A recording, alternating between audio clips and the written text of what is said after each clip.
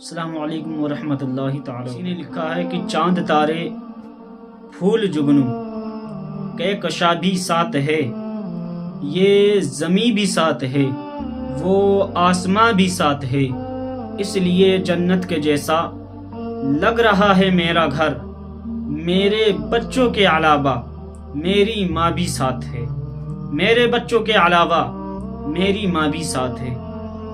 میرے پیارے میں آپ کو آج کل ہم اور آپ کہتے ہیں نا کہ ہماری ماں نے ہمارے لیے کیا کیا یا ہمارے باپ نے ہمارے لیے کیا کیا۔ لوگوں کے ذہن میں یہ بات بیٹھ گئی ہے نا کہ جو کچھ کیا وہ ہم نے کیا، ہمارے ماں باپ نے کچھ نہیں کیا۔ تو میں ان سے کہنا چاہتا ہوں، میرے پیارے وہ وقت یاد کر جب تو بہت چھوٹا تھا، تو بول نہیں سکتا تھا، تب بھی تجھے بھوک لگا کیا کرتی تھی، تو جب رویا کیا کرتا تھا تو سب کے سب تجھے چھپایا کیا کرتے تھے، لیکن واحد تیری ماں ایسی ہوا کرتی تھی جو تیرے رونے سے سمجھ لیتی تھی کہ میرا بچہ درد سے رو رہا ہے یا بھوک سے رو رہا ہے۔ میں آپ کو ایک واقعہ بتاؤں کہ ایک لڑکا تھا، کالج میں پڑھنے والا لڑکا، اسی کالج میں اس کی ماں کام کیا کرتی تھی، تو تمام کالج کے لڑکے اس لڑکے سے کہا کیا کرتے تھے تیری ماں کانی ہے، تیری ماں کی آنکھ یک نہیں ہے، تیری ماں کانی ہے۔ وہ بچہ جب اپنی ماں کے پاس آنے کے بعد کہنے لگتا، اے امی جان تم اسکول میں کام نہ کرنے جایا کرو کیونکہ تمہیں سب کانی کانی کہتے ہیں، مجھے چڑھاتے ہیں، مجھے تکلیف ہوتی ہے۔ اس کی ماں پیار سے سمجھاتی ہے کہ بیٹا ابھی تم نہیں سمجھو گے، تمہیں بعد میں بتاؤں گی۔ جب اس کی ماں یہ بات کہتی ہے تو بچہ کہتا ہے، ماں آج تو مجھے بتا دے کہ تیری یہ آنکھ کیسے کانی ہوئی، تجھے کیا تکلیف ہوئی تھی، کس وجہ سے تیری آنکھ میں یہ دقت آئی۔ اس کی ماں خاموش ہو جاتی ہے۔ وقت بیتتا ہے، وقت گزرتا ہے، بچہ کامیاب ہوتا ہے، یہاں تک کہ وہ باہر بدیش چلا جاتا ہے۔ اب یہاں بوڑھی ماں اپنے بچے کا انتظار کر رہی ہے، خط لکھتی ہے، بچہ کو جواب نہیں دیتا ہے، اتنا مشغول ہو گیا دنیا میں کہ وہ پوری طریقے سے اپنی ماں کو بھول گیا۔ جب وہ اپنی ماں کو بھول گیا تو وقت بیتتا گیا، اس کی ماں کا انتقال ہو گیا۔ انتقال سے پہلے اس نے ایک خط کو لکھا اور پڑوسیوں سے کہا کہ میرا بیٹا آ جائے تو اس خط کو میرے بیٹے کو دے دینا۔ وہ بوڑھی ماں پوری رات پورا دن اپنے بچے کا انتظار کرتی، لیکن بیٹا اتنا مشغول ہو گیا کہ اسے خیال ہی نہیں کہ میرے گھر پر ایک بوڑھی ماں ہے، اسے یاد ہی نہیں کہ میرے گھر پر ایک ضعیف ماں ہے جس کی مجھے خدمت کرنا ہے۔ تو وقت بیتتا ہے، اس کی والدہ کا انتقال ہوتا ہے، لوگ اسے خط لکھ کر خبر پہنچاتے ہیں۔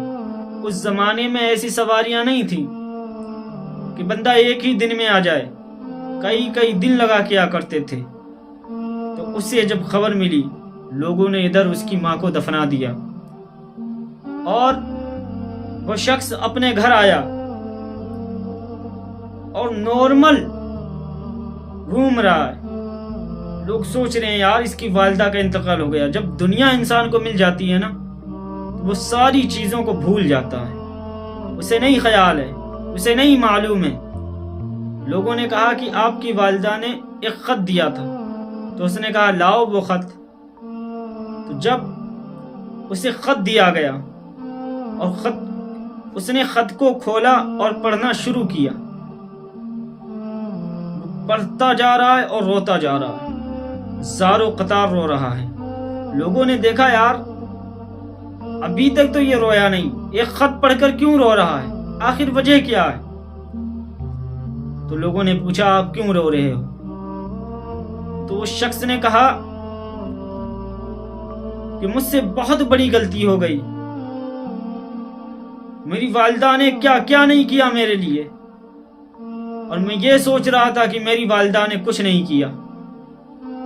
تو لوگوں نے وجہ پوچھی تو اس نے وہ خط دکھایا، اور دکھانے کے بعد کہا کہ آپ خود پڑھ لو۔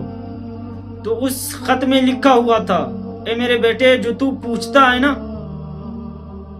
کہ ماں تیری آنکھ میں کیا ہوا، تجھے کیا دقت ہوئی، تو سن بیٹا، جب تو چھوٹا تھا، اسکول گیا تھا، اسکول میں کسی بچے نے تجھے دھکا دیا، تو گر گیا تھا،